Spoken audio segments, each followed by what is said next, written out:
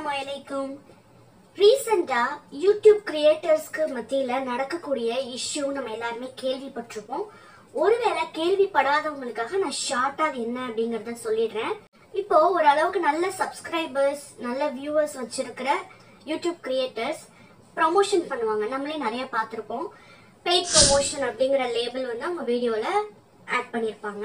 அது ஒரு அட்வர்டைஸ்மெண்ட் அப்படிங்கிறது நமக்கு தெரியும். பட் சில கிரியேட்டர்ஸ் என்ன பண்றாங்க அப்படின்னா, அவங்க ப்ரொமோட் பண்ற அந்த பிராண்ட், அது எய்தர் எதுவா வேணாலும் இருக்கலாம். ஒரு ஃபேஸ் சீரம் அதுலேருந்து ஆரம்பிச்சு பிராண்டட் ஃபோன்ஸ், லேப்டாப் வரைக்கும் அது என்னவா வேணாலும் இருக்கலாம். பட் ஒரு பிராண்டை வந்து அவங்க அந்த பிராண்டு கிட்டேருந்து காசும் வாங்கிக்கிட்டு அந்த பெய்ட் ப்ரொமோஷன் அப்படிங்கிற அந்த லேபிளை ஆட் பண்ணாமலேயே அவங்க சொந்த காசுல அந்த பிராண்ட் வாங்கினதா சொல்லி நமக்கு அந்த வீடியோல கொடுத்துருப்பாங்க. அப்போ ஒரு வியூவர்ஸா பாக்குற நமக்கு என்ன தோணும் அப்படின்னா, சரி இவங்க காசு கொடுத்து இந்த ஒரு பிராண்டை வாங்கியிருக்காங்க அப்படின்னா நம்ம கொஞ்சம் கூட இதை சந்தேகப்படாம நம்மளும் அந்த பிராண்டை வாங்கி யூஸ் பண்ணலாம் அப்படின்னு நமக்கு தோணும். ஸோ பிரச்சனையே இங்க என்ன ஸ்டார்ட் ஆகுது. இந்த பெய்ட் ப்ரொமோஷன் அப்படிங்கிற லேபிளை வந்து ஆட் பண்ணாததுனால என்ன ஒரு விஷயம் நடக்குது அப்படின்னா, நம்மளோட ட்ரஸ்ட்டை வந்து அவங்க கெயின் பண்றாங்க. நம்ம ஃபாலோ பண்ற ஒரு கிரியேட்டர், நம்ம ரொம்ப நாளா அவங்க வீடியோஸை பார்த்துட்டு அவங்களுக்கு சப்போர்ட் பண்ணிக்கிட்டு இருப்போம். அந்த மாதிரி ஒரு கிரியேட்டர் அவங்க சொந்த காசுல வாங்கினதா சொல்லி ஒரு பிராண்டு நான் ரொம்ப நாளா யூஸ் பண்ணிக்கிட்டு இருக்கேன் அப்படின்னு சொல்லிட்டு அந்த பிராண்டுக்கு ஒரு ரிவ்யூ மாதிரி கொடுக்குறாங்க. நாமளும் அவங்கள நம்பி ஓகே இது நல்லா ஒர்க் ஆகுது போல அப்படின்னு சொல்லிட்டு அவங்கள நம்பி நம்ம காசு கொடுத்து வாங்கினா கொஞ்ச நாள்லயே அது நல்லா ஒர்க் ஆகல அப்படிங்கறது நமக்கு தெரியும். கொஞ்சமா நமக்கு வந்து ப்ராப்ளம் கொடுக்க ஆரம்பிச்சிடும். இப்போ நம்ம யாரு மேல இந்த பிளேம பண்றது? பிராண்ட் மேலயா, கிரியேட்டர் மேலயா, இல்ல அவங்கள நம்பி வாங்கினா நம்ம மேலயா? So this is the problem. இப்போ ரீசெண்டா ஒரு சில யூடியூபர்ஸோட ரியல் ஃபேஸ் தான் எக்ஸ்போஸ் ஆயிருக்கு. பட் அவங்க மட்டும்தான் இதை பண்றாங்களா அப்படின்னு கேட்டா கிடையாது. நிறைய கிரியேட்டர்ஸ் இந்த மாதிரி ஃபேக் ப்ரொமோஷன்ஸ் பண்ணிக்கிட்டு தான் இருக்காங்க. பிரச்சனையே அது ப்ரொமோஷன், அது பெய்ட் ப்ரொமோஷன் நம்மள்ட்ட சொல்லாம பண்றது தான் பிரச்சனையே. பிகாஸ் நம்மள்ட்ட அது பெய்ட் ப்ரொமோஷன் அப்படின்ட்டு அவங்க சொல்லிட்டாங்க அப்படின்னா அது நம்ம ஒரு அட்வர்டைஸ்மெண்ட்டா மட்டும்தான் பார்ப்போமே தவிர அதை வந்து ஒரு ரியலா நம்ம பார்க்க மாட்டோம். அந்த பெய்ட் ப்ரொமோஷன் அந்த லேபிள் கொடுக்காததுனால அது ரியல் நினைச்சிட்டு நம்ம வாங்குறோம். So this is the problem. இந்த ப்ராப்ளமை பொறுத்த வரைக்கும் நான் ரெண்டு விஷயம் சொல்லிக்க விரும்புறேன். ஒன்னு, யூடியூப் கிரியேட்டர்ஸ் நிறைய பேர் இப்பதான் யூடியூப் சேனல் ஸ்டார்ட் பண்ணிருப்பீங்க, கொஞ்சமா வளர்ந்துகிட்டு இருப்பீங்க, இல்ல நீங்க ஒரு நிறைய சப்ஸ்கிரைபர்ஸ் வச்சிருக்கிற பெரிய யூடியூப் சேனலா கூட இருக்கலாம். பட் நீங்க ஒரு விஷயத்த ப்ரொமோட் பண்றீங்க, ஒரு பிராண்டை உங்க ஆடியன்ஸ்க்கு நீங்க ப்ரொமோட் பண்றீங்க அப்படின்னா நீங்க அதுல ரொம்ப லாயலா இருக்க வேண்டியது கம்பல்சரி.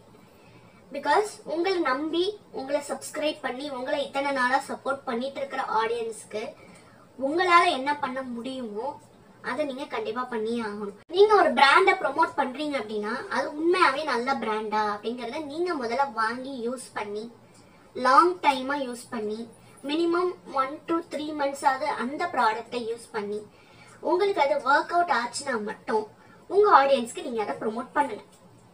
அண்ட் நீங்க அதை ப்ரொமோட் பண்ணும் போது இது ஒரு பெய்ட் ப்ரொமோஷன் அப்படிங்கிற லேபிள் கண்டிப்பா நீங்க கொடுத்தே ஆகணும். ஹேஷ்டாக் ஆட், ஹேஷ்டாக் கொலாப், இந்த மாதிரி எது வேணாலும் நீங்க கொடுக்கலாம்.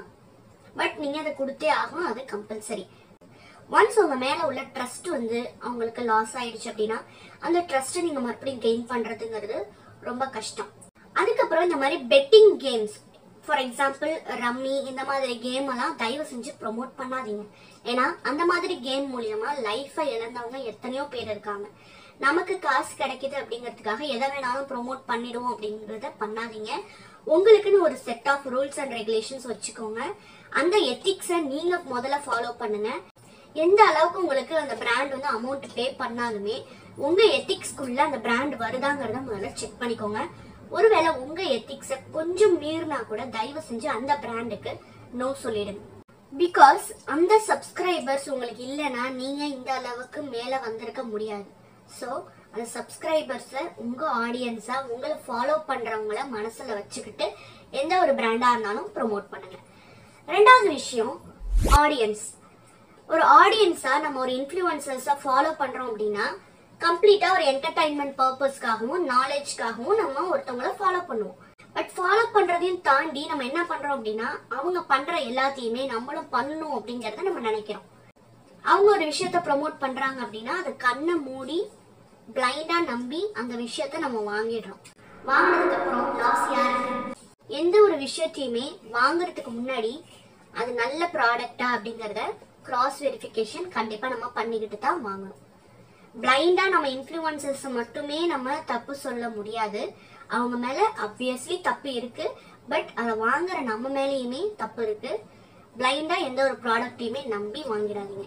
அண்ட் இன்னொரு விஷயம், இன்ஃப்ளூயன்சர்ஸை பார்த்து அவங்கள மாதிரியே நம்மளும் இருக்கணும், அவங்க லைஃப் மாதிரியே நம்ம லைஃப்பும் இருக்கணும் அப்படின்னு சொல்லிட்டு நிறைய பேர் இன்னைக்கு வந்து லைஃப்ல ப்ராப்ளம் வந்துக்கிட்டு தான் இருக்கு.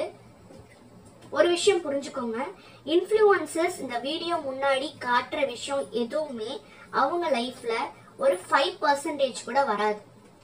நம்ம பார்க்காத 95% எவ்வளவோ நடந்திருக்கும் உங்க லைஃப்ல.